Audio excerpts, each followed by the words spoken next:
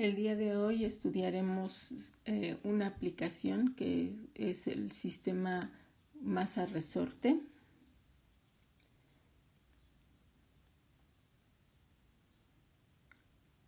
Y vamos a considerar en todos los casos que estudiemos una ecuación del tipo a y b' más b y' más c por y igual a g de t con condiciones iniciales. Como tenemos una ecuación de segundo orden con coeficientes constantes, sabemos que la solución general va a ser una combinación lineal de dos soluciones particulares linealmente independientes, y aparecerán dos constantes en la solución general. Para determinar esas dos constantes necesitamos dos condiciones iniciales. Entonces vamos a trabajar con ese tipo de ecuación con dos condiciones iniciales. Ese va a ser nuestro problema de valores iniciales. G de t se le denomina término forzante, función de entrada, o, como se señala en el SIL, función de conducción. Vamos a empezar por la siguiente situación. Tenemos en la imagen esta imagen se obtuvo del libro de SIL, es la figura 5.1.1, y se tiene un resorte suspendido de un soporte. En el inciso A no está estirado. Se le coloca un peso de masa M y entonces el resorte se estira una longitud S.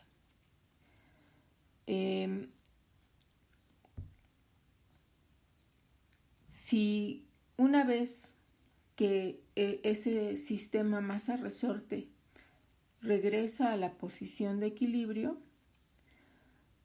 sabemos que la suma de fuerzas va a ser igual a 0. Vamos a considerar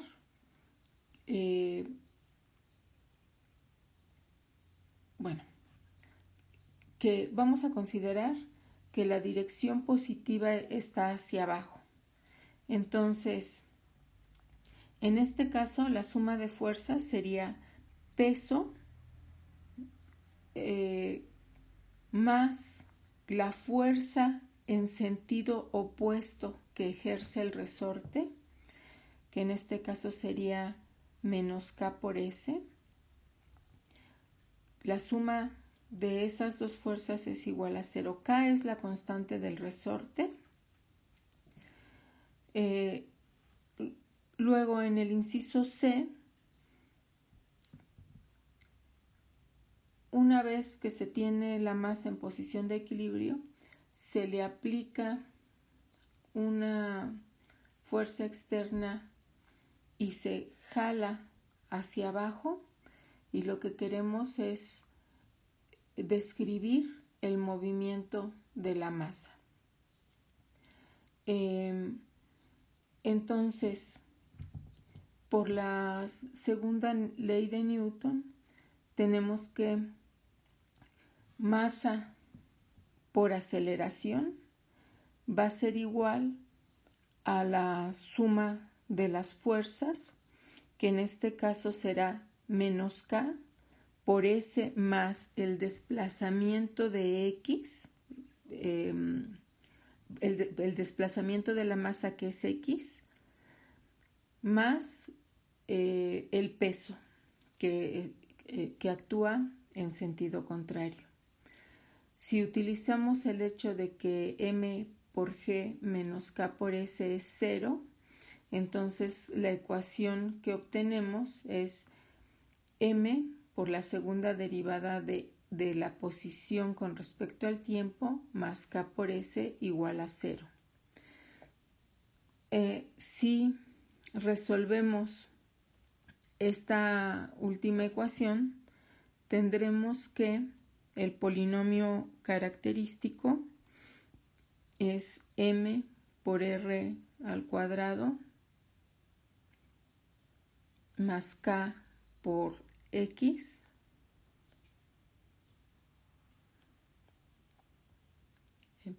más k igual a 0. Entonces r es igual a menos k entre m. K es positiva, m es positiva, menos k entre m sería negativa.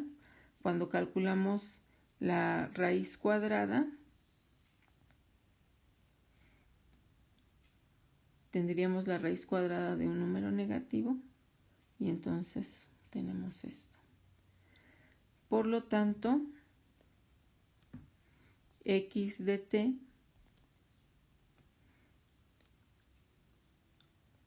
la escribimos como C1 coseno de la raíz de k entre m por t más C2 seno de la raíz de k entre m por t. Si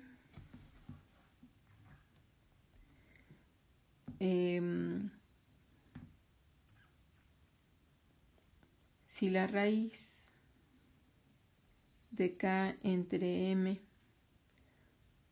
la llamamos w, entonces podemos escribir x de t como C1 coseno de omega t más C2 seno de omega t con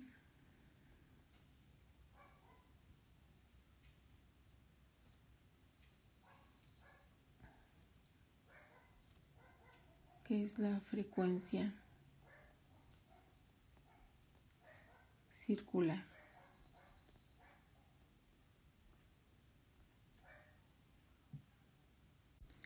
El periodo de movimiento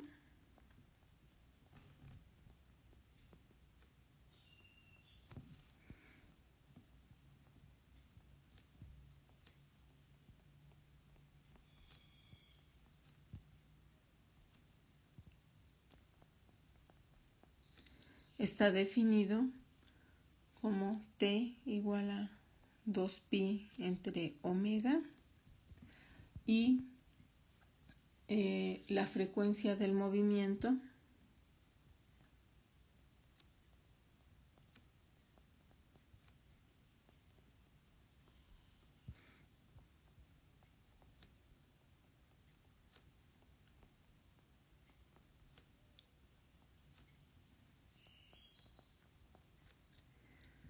será F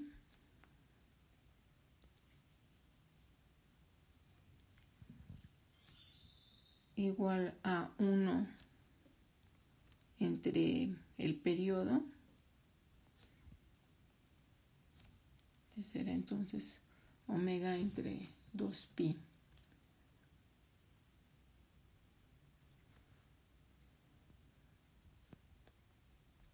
Ciclos por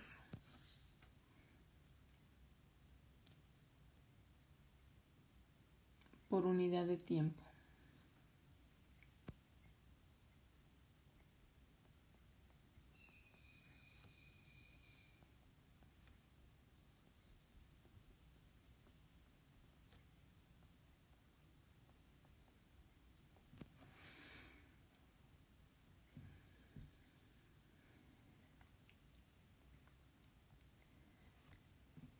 A esta frecuencia de movimiento también se le suele llamar frecuencia natural. pero dependerá del libro, porque también a omega se le llama frecuencia natural. Entonces lo dejamos así para poder distinguirlas. Frecuencia circular nos referiremos a omega y frecuencia del movimiento a F. Y una vez que determinamos las constantes C1 y C2 aplicando condiciones iniciales, a la solución al problema de valores iniciales nos referimos a esa solución como ecuación de movimiento. Entonces, x de t, cuando se determina C1 y C2, es la ecuación de movimiento. En esta solución, si nosotros quisiéramos determinar cuál es la amplitud del movimiento, no, a partir de C1 y C2 no está muy claro. Entonces, es útil expresar x de t en la forma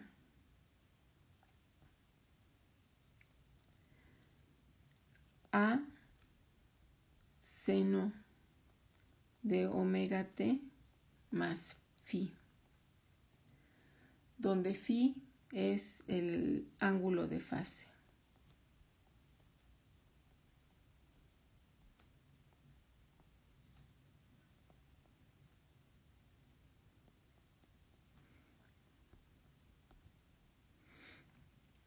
Para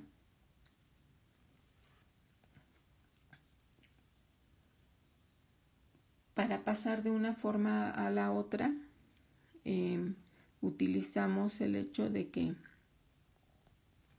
seno de omega t más phi se puede escribir como a por seno de omega t coseno de phi más seno de phi coseno de omega t. Y comparando con x, que en este momento voy a resaltar en amarillo, comparando con x de t escrita de esa forma, tenemos que a coseno de phi es una constante,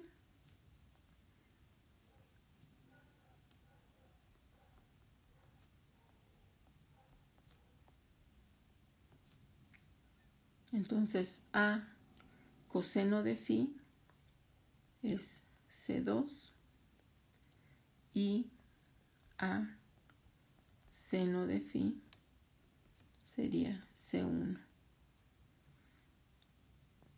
Entonces, coseno de phi es C2 entre A,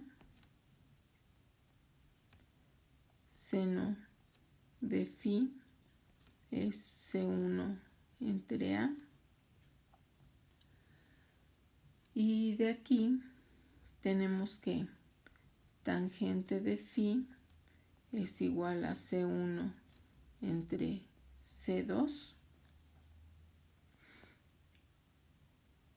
Entonces, a partir de la función que está resaltada en amarillo, aplicando condiciones iniciales, podemos conocer C1 y C2 y de ahí conocer el ángulo phi como el arco tangente de C1 entre C2 y reescribir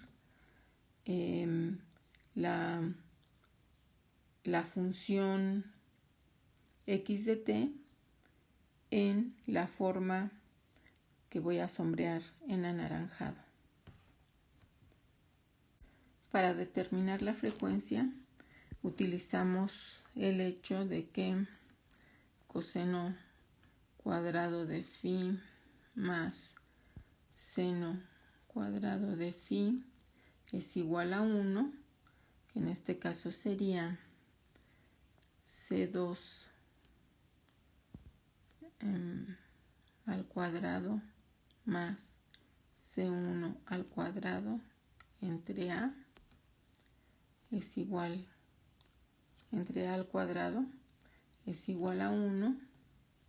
Entonces A es igual a la raíz de C1 al cuadrado más C2 al cuadrado. El caso que acabamos de resolver se conoce como movimiento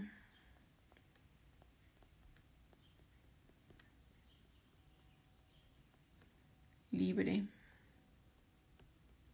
amortiguado. No amortiguado, movimiento libre no amortiguado.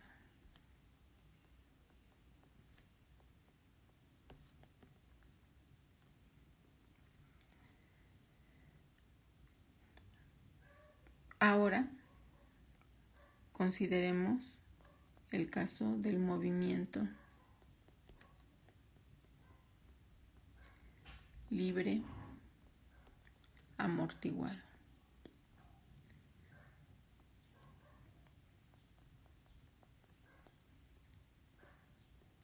Cuando hablamos de movimiento libre, significa que no estamos considerando un término forzante, es decir, estamos trabajando con la ecuación homogénea. Para considerar amortiguamiento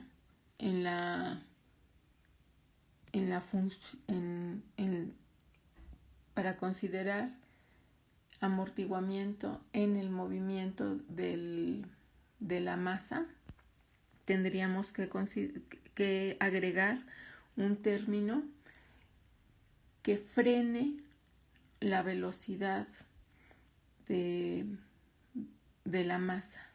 Entonces tendríamos masa por aceleración es igual a menos k por x menos beta por la derivada de x con respecto al tiempo. Este último término es el término de amortiguamiento.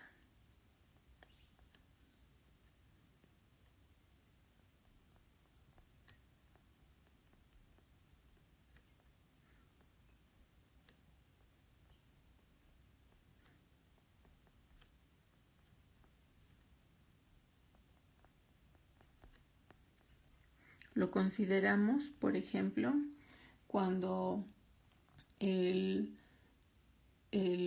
resorte y la masa están sumergidos, por ejemplo, en aceite y el medio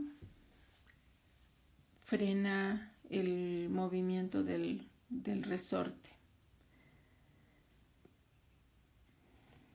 Bueno, tendríamos entonces la ecuación m por la segunda derivada de x más beta x' más k por x igual a 0. Si estamos considerando amortiguamiento, lo que esperaremos es que en algún momento el resorte frene es decir, va a empezar a oscilar y poco a poco la amplitud va a ir decayendo hasta que llegue a la posición de equilibrio.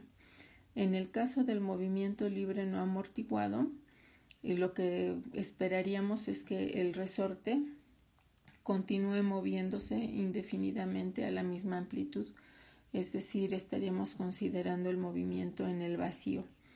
En este caso, resolviendo la ecuación, tendríamos lo siguiente. El polinomio característico es mr al cuadrado más beta r. Por cierto, beta, que es la constante de amortiguamiento, la estamos suponiendo positiva. Beta r más k igual a 0. Entonces, r estaría dada por menos beta más menos la raíz cuadrada de beta al cuadrado menos 4mk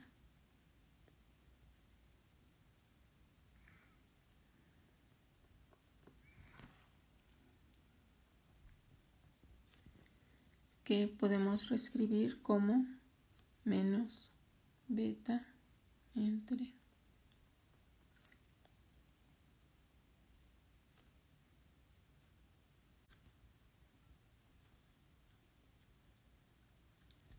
de beta al cuadrado menos 4mk entre 4m al cuadrado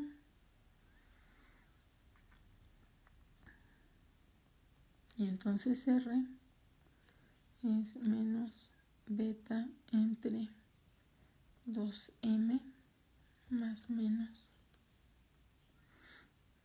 beta entre 2m al cuadrado menos k entre m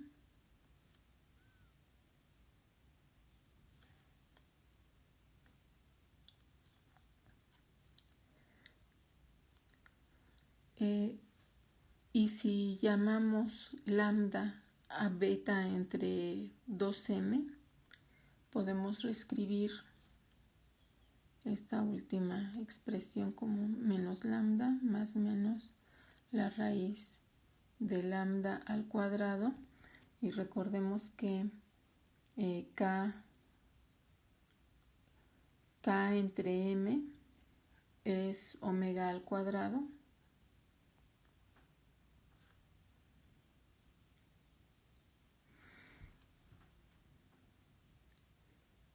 por lo tanto x de t en este caso va a estar definida como e a la menos lambda t por C1 e a la menos la raíz de lambda al cuadrado menos omega al cuadrado por t más C2e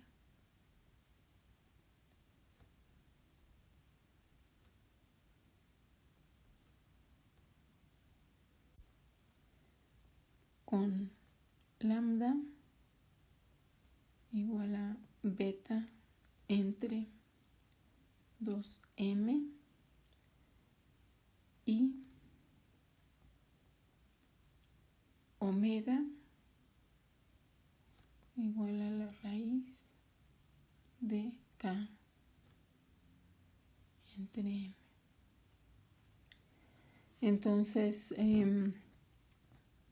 e a la menos lambda t va a ser un factor de amortiguamiento. Si lambda es positiva, entonces este es un exponencial que decae. Entonces es un factor de amortiguamiento.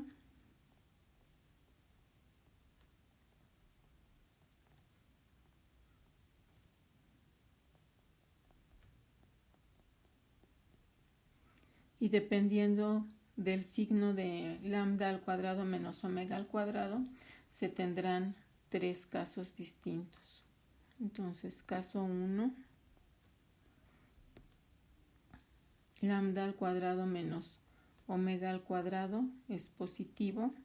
Como lambda depende del valor de beta y omega depende de la constante del resorte, es decir, lambda depende de la constante de amortiguamiento y omega depende de la constante del resorte. Aquí, en este caso, el coeficiente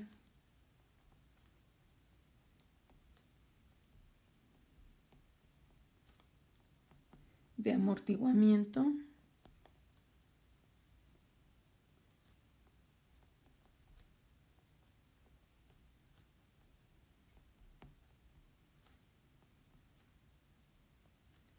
beta es grande comparado con la constante del resorte.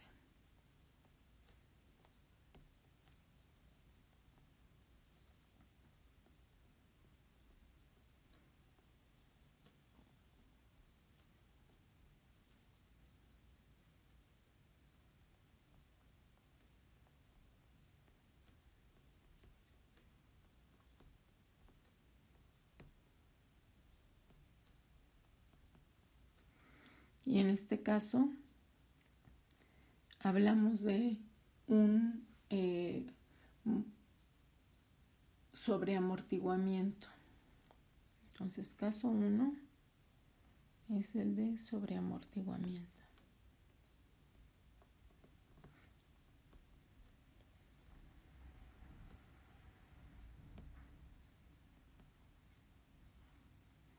Caso 2.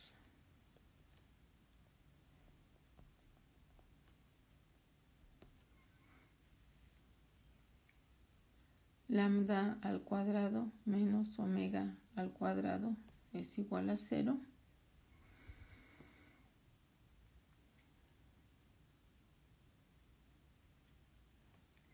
Y tendríamos entonces que x de t es e a la menos lambda t por C1 más C2 por T.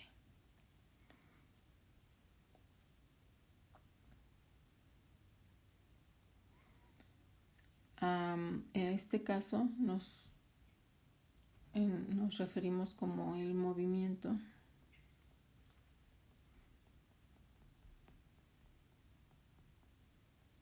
críticamente amortiguado.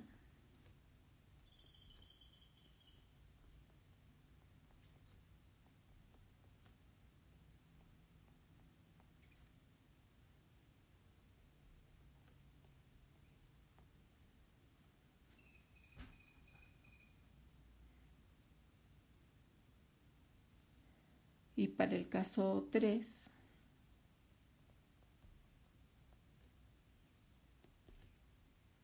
lambda al cuadrado menos omega al cuadrado menor que 0. Entonces tendríamos que x de t es e a la menos lambda t por C1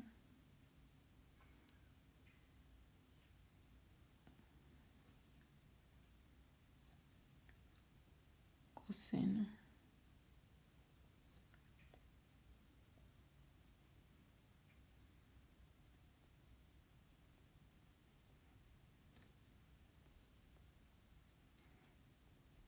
más C2 seno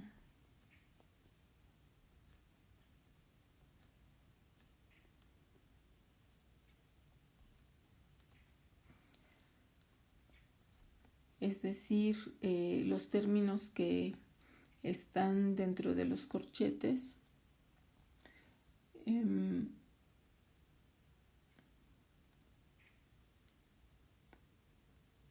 nos describirían un movimiento oscilatorio del resorte, y la exponencial sería el factor de amortiguamiento. Entonces, en este caso tendríamos que el resorte, el movimiento del resorte cada vez tiene menor amplitud hasta que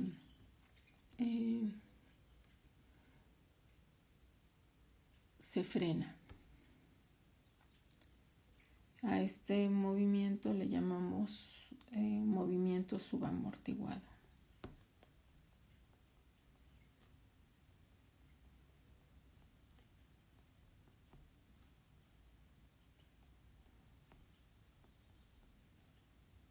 Finalmente, si consideramos un término forzante en la ecuación,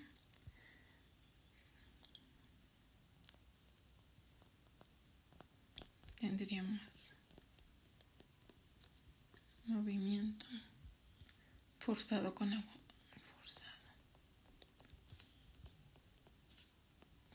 Puede ser con o sin amortiguamiento, pero vamos a considerar la ecuación general.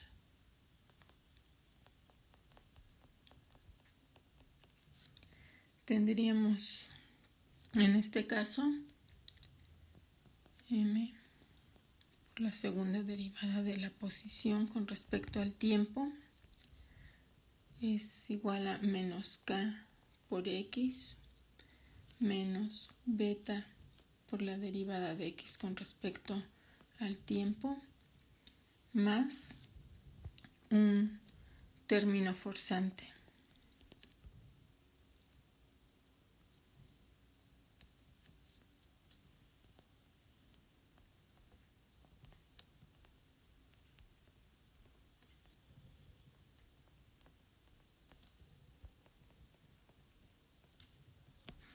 Una fuerza externa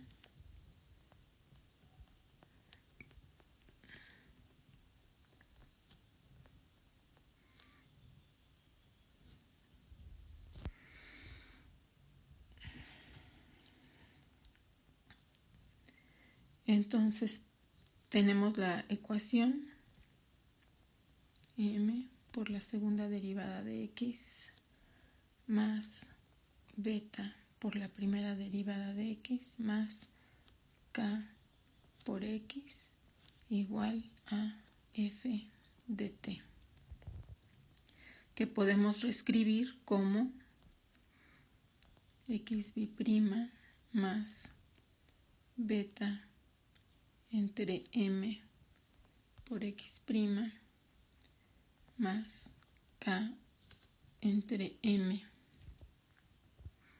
por x igual a f de t entre m.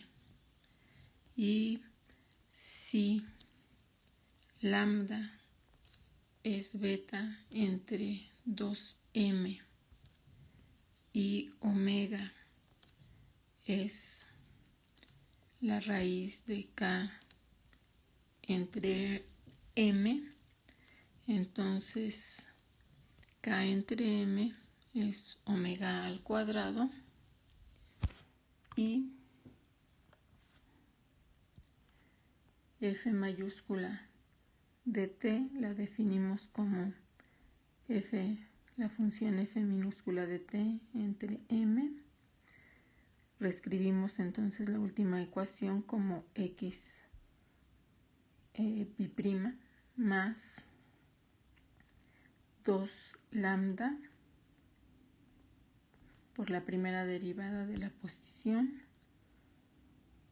más omega al cuadrado x es igual a f de t. Veamos un ejemplo.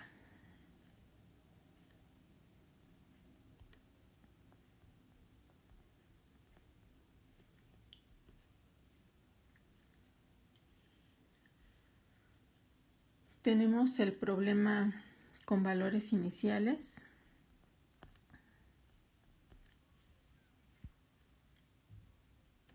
Un quinto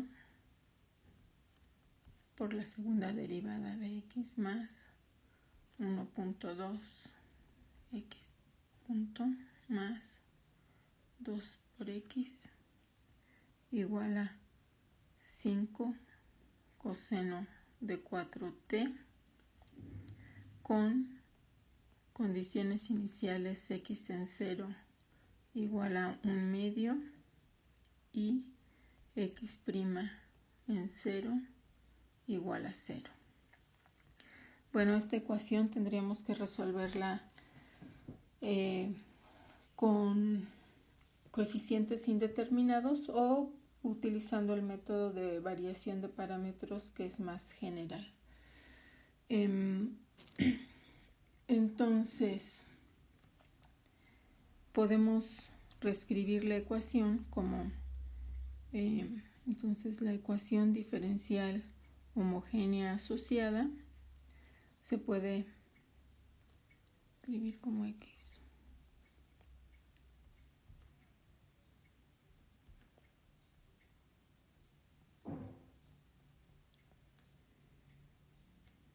Multiplicamos por 5.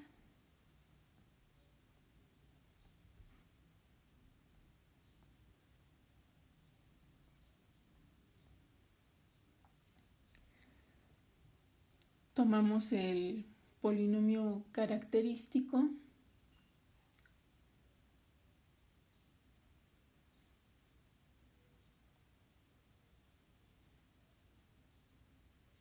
y tendríamos que las soluciones son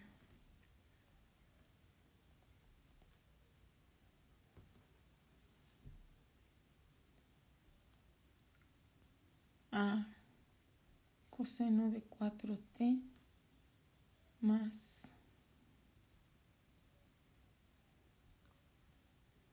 C2 seno de 4t. Y utilizando el método de coeficientes indeterminados, proponemos una solución particular como a coseno de 4t más b seno de 4t, y después de hacer los cálculos para encontrar a y b, obtenemos menos 25 entre 102 coseno de 4t y b es 50 entre 51 seno de 4t.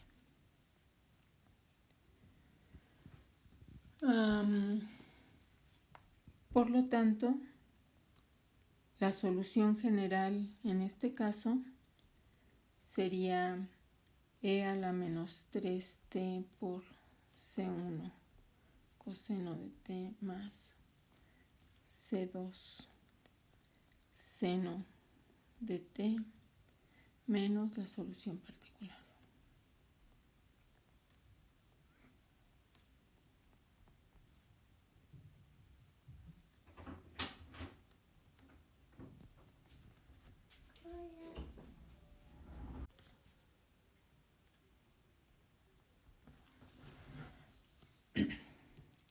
En esta última ecuación notemos que cuando t tiende a infinito,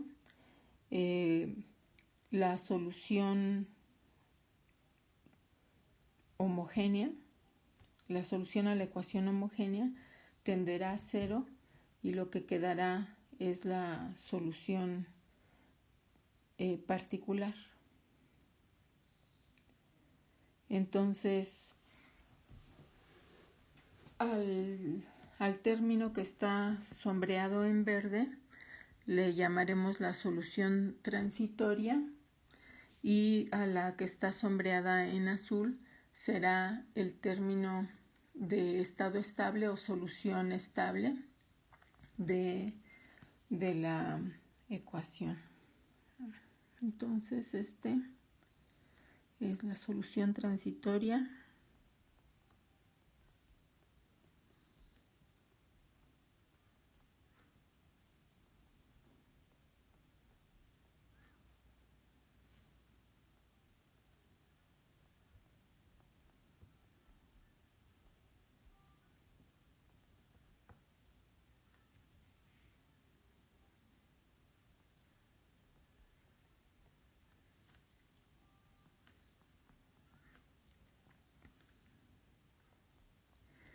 Bien, y finalmente, evaluando las condiciones iniciales,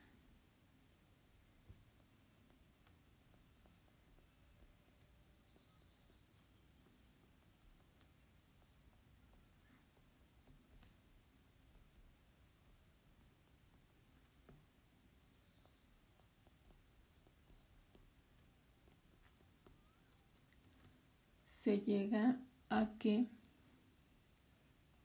C1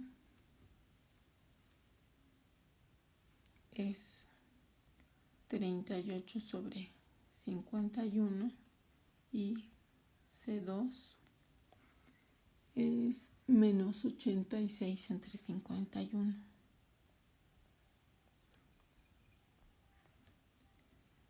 Por lo tanto, nada más voy a cambiar esos valores en la ecuación.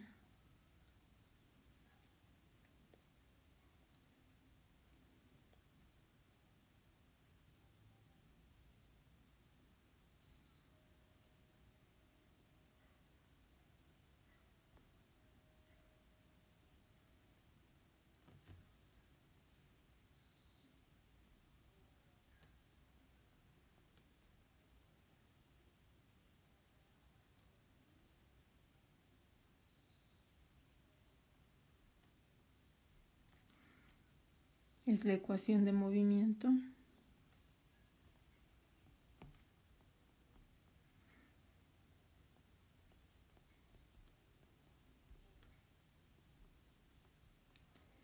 para el problema de valores iniciales.